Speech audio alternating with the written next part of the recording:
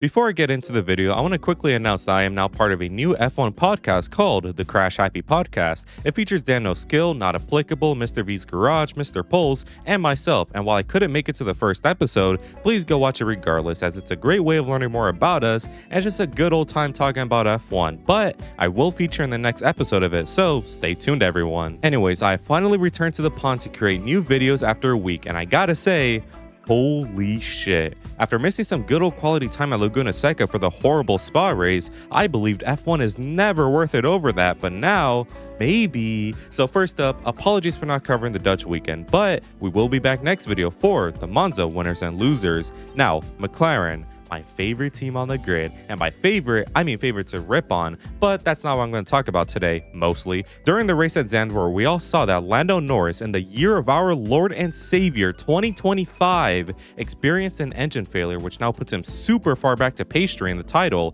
34 points to be exact by the way, and only on 2 occasions has a driver made up that deficit or larger to win the title. So in other words, Lando Norris is so beyond cooked. Or is he? Now, I'm not going to make a video glazing Lando being like, he's actually so good and it's a team working against him, because anyone with a single brain cell in their head will know that that is complete nonsense. Instead, I'm just going to have some fun here and tell you, the audience, how Lando can realistically win the title still. The video will not be like the Ferrari one I did a couple weeks back, since that one was purely lighthearted fun. No, for this one, I'm going to take this serious, because I don't know what it is. Maybe it was the vacation, but now I am genuinely invested in this title fight. It took me going outside and touching grass to finally understand this season. I have been a pouty prick all season long, not taking this fight seriously, but I get it now. F1 title fights seldom come. Why am I complaining about this one? I need to appreciate it, so here I am appreciating it. Don't get it twisted though, the McLaren driver still have many flaws, especially in this season. Anyways, after Lando's DNF, he is now 34 points behind Oscar Piastri, and with 9 races left in the season, a comeback is a very tall order. So in an ideal universe where Lando unlocks his ultra instinct and stops bottling from now till then, let us see how Lando Norris can realistically still win the title. Go join the Discord to cope if you're not a McLaren fan, and subscribe if you're new to avoid eternal damnation. So enough yapping, and let's get to quacking. A good weather for a race, but especially for a dog. So before I get into the imagination yapping, I must yap the facts from the season. I'll only briefly recap the season, so don't worry. Anyways, heading into 2025, McLaren had an unholy amount of expectation on them. They had come out of seemingly nowhere in 2024 to win the Constructors title, and while Lando did struggle to catch up to Max for the Drivers one, it was clear as day that Lando will fight for it all the way through for the following season. What wasn't clear, however, was Oscar Piastri's involvement. Now, don't get me wrong, Oscar was also touted to do really well, but considering their gaps in 2024, most people thought Lando would have a fairly easy time winning the title for 2025. However, Oscar over the winter break either locked the hell in and found more pace in his ass, or McLaren's development went more balanced, which gave more time to Oscar and took some from Lando. I'm not going to speculate which one actually happened, but come on man, the amount of time Oscar gained over Lando during the winter break does seem a bit sketchy, but I said nothing. Anyways, Australia rolls around, and during a chaotic rainy race, Lando would come home in first, while Piastri, who was supposed to be in second, finished in 9th after a pretty uncharacteristic mistake and spin. China, however, would be better days for Oscar, since he dominated that weekend by being faster than Lando, took home his first pole along with his first win of the season. What was Lando doing during this time? Well, from his lockup in the sprint qualifying, his running wide moment in the sprint race, and from his disappointing pace in the full qualifying, it's fair to say he wasn't doing too hot even with a semi-recovery to second in the race. But both drivers this time will be scrutinized for the following race in Japan. Japan is a track that adores balance, especially in the high speed, which just spells McLaren all over it, and both cars qualified in the top 3 and got a podium, so what's the issue? Well, it wasn't for the win. That honor instead would go to Max in the special white blue car, which, you have to admit, is pretty awesome, but come on man, this should have been a win for McLaren. Instead, what happened was Lando thinking he's slick when he's not, and Pastry claiming he's faster than Lando, but never overtaking him. But now these next 3 races would completely change the title fight. Bahrain, Saudi Arabia, and Miami were not only won by Pastry, but he dragged his big smelly balls across the face of every driver and genuinely looked untouchable. So the only question is, where was Lando? Get ready, people. In Bahrain, he got dogged on by Leclerc and Russell, not to mention this guy missed his parking space by 300 fucking miles. In Jeddah, he decided to get a lobotomy, which led to a crash in qualifying and having to relearn how to properly overtake someone here. And in Miami, where Piastri was able to get ahead of Max fairly quick and easy,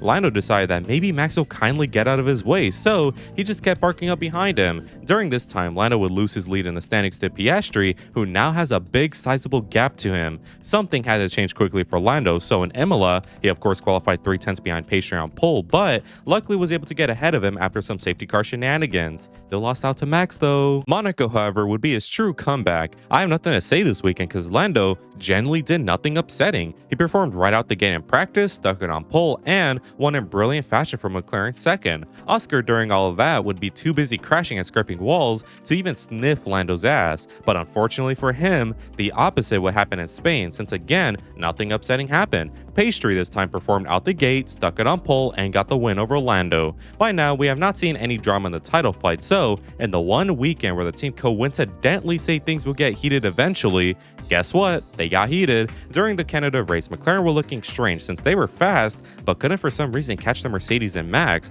so instead of working together as a team to try and maximize the result, Lando sent a dive bomb on Piastri that I low-key kind of respect, but then rear-ended him on the straight, which makes me want to send Lando to the goddamn stratosphere. I mean, my god, man, there is zero defending that. What are you doing, man? Lando wasn't quite sure himself, so for Austria and Silverstone, he thankfully locked in again by winning both, but not dominantly. He had to fight Piastri for those wins, and in Austria, it was pretty awesome. Silverstone, however, Lando for almost the entire race couldn't touch Oscar, so Oscar, wanting that feeling again, decided to nearly stop it on track under safety car like it's Mugello again, and of course he got penalized. This put him behind Lando, who again won the race. So by now, the championship is starting to smell real spicy. Both drivers are close to each other and need to be flawless, so in Spa, Oscar is just that since he won, but that was because Lando was flaw full. During the race on safety car restart, Lando bottles turn 1, which gives Oscar a great run on him, which he capitalizes and gives him the lead of the race. But that's not all, folks. In the later bits of the race, Lando was catching up to Piastri and set to overtake him, but decided that he didn't really want that anymore, so he locked up again and was all mopey afterwards. Oh, give me a break. Anyways, in Hungary, he won, but guess what? He was still flaw full. At the race start, he bottles the first turn so unbelievably hard that he quite literally gets put on the winning strategy because he couldn't make up the places. But Piastri was not void of any wrongdoing either this time. Oscar was stuck sniffing the fumes of Charles's car that had to take the Ferrari car self-imploding for him to finally get ahead of him. But by now, Lando was in the lead on his one stop, and even when Piastri has a 15 tire lap delta over him, he couldn't overtake Lando and nearly crashed into him. So this has now led us to Zandvoort, where I'm pretty sure we all remember what happened. Oscar narrowly got pulled from Lando, and Lando was stuck behind Piastri for the race before his engine's main goal was achieved. So before we talk about how Lando can still win it, let's talk about the state of the championship. I think it's pretty reasonable to say that in terms of who deserves it more, it's generally Piastri. I mean, obviously who finishes first deserves it more since the seasons are long, but I mean, come on,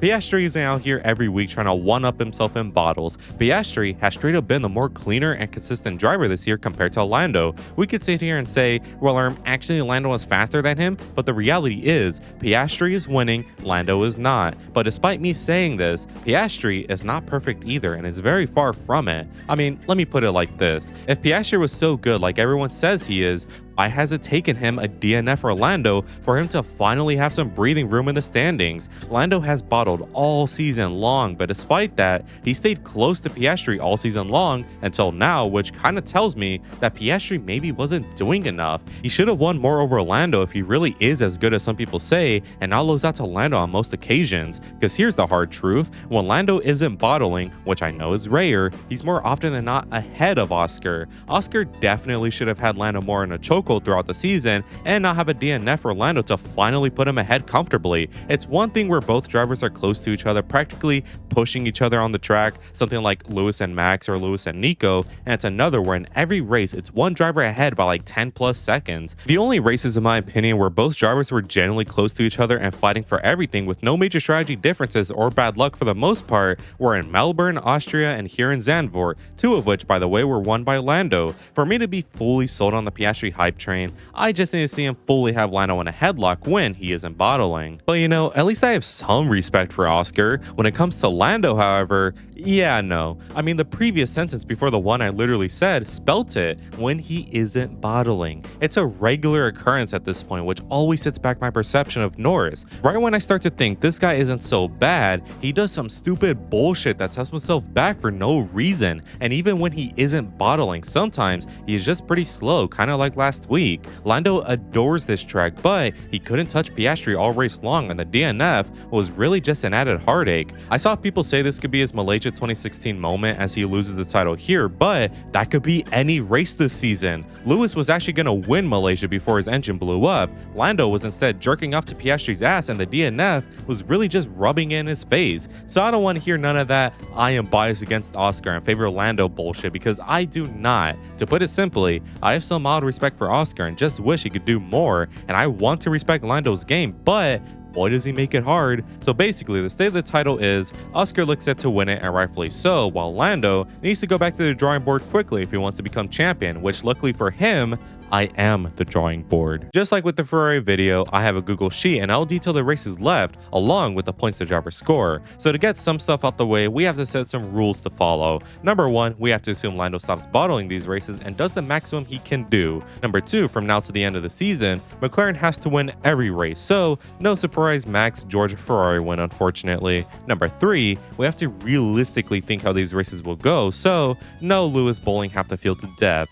Okay, so with that said, let's see Monza. Monza goes like this. Lando wants his lick back for last year since Oscar probably stopped his chances for the title last year. Lando slaps his dick on pole and dominates that race from not Oscar, but Charles, since this is Monza, so Charles had to get his home buff. Oscar will instead finish in 3rd, but he will be close to Charles. However, Oscar doesn't have to wait long for a win again, since in Baku, just like last year, he'll perform pretty solid. I think Baku will be a pretty chaotic race, all things considered, that will feature 2 safety cars, but given how fast McLaren are, they will avoid all chaos. So Oscar wins from Lando in P2, who probably was like 2 seconds behind him. Singapore, just like last year again, will be won by Lando Norris, and it will be no competition from the rest of the field. Everything about Singapore screams McLaren, which will lead to an easy 1-2 for the team. Oscar in this race will be fast, don't get me wrong, but he will be behind Lando, and considering the track we are on, he will find it difficult to get ahead of him. No one cares for the sprint, so here you go for the results. And for the main race, let's just say,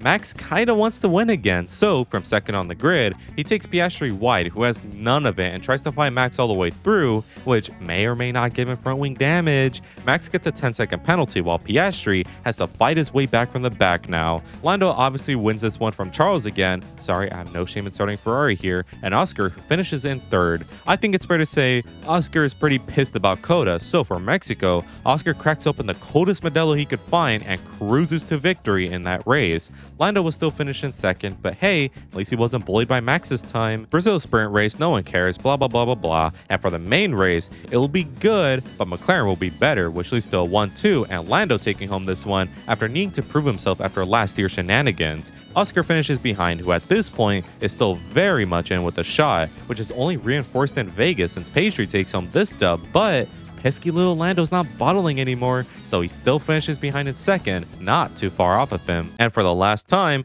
Qatar sprint that no one cares for, and for the main race, big things will happen. By this point, Lando is still 17 points down on Pacer with his 453 points to Oscar's 470. It does look mighty jober for Lando, but he has to start swinging if he wants hope. So while he doesn't crash Oscar out, at some point in the race when they're miles ahead of the field, Lando fights with Oscar rough, which leads to damage on both cars, but where Lando has slight front wing damage that is fine to carry on, Oscar is missing a more sizable chunk of it and needs to pit. This relegates him to 4th, but he does come back to finish 3rd, while Lando narrowly wins from Charles in 2nd, who can catch up to him post damage. Again, I have no shame in starting Charles where I can, but now for Abu Dhabi. The gap is exactly 7 points with Oscar still leading. All Oscar needs to do now is ensure Lando stays behind him, or at least not allow him to score 7 points, because during this semi-fictional season, Lando now has more wins than Oscar, so even if they tie on points, Lando will win on countback, so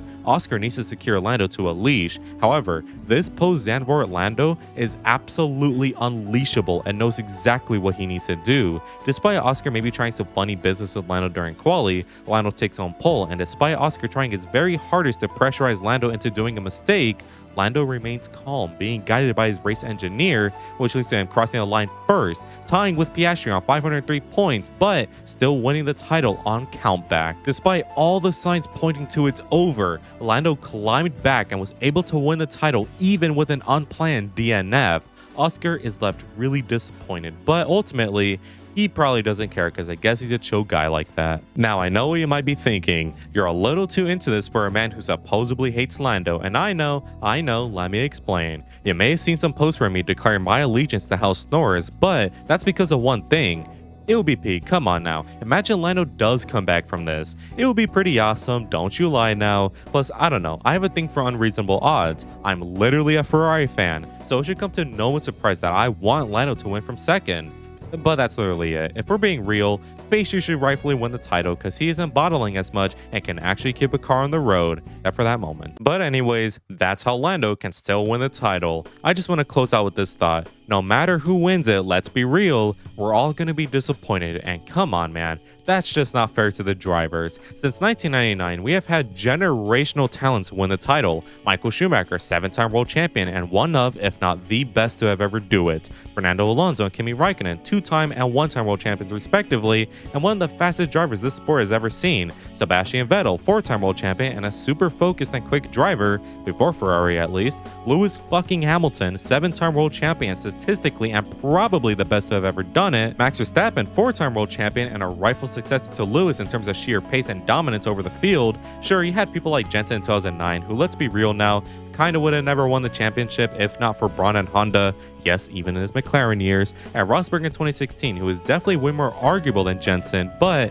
who really knows since he retired after winning. But the point is, we have seen some of the best who have ever do it win the titles in such an ungodly short amount of time. Not every driver who enters this sport is the next Lewis Hamilton, Michael Schumacher, Seb, Prost, Max, Senna, and that's okay. What we've experienced since 1999 is not normal, and things may be returning back to normal. I have seen the light, folks. We need to appreciate what and who we have, since never in a million years will we be as impressive as them. So guys, let's stop talking about who's a disappointing champion or not, because at the end of the day, they are still going to be a champion. Anyways, I want to give a quick shout out to all members of the flock for their continued support, and make sure to join if you want cool benefits, as well as just helping me out. Anyways, if you enjoyed today's video, make sure you leave a like and subscribe since it really helps me out, and make sure to let me know in the comments what you think of this. And as always, have an amazing day. Good weather for the duck.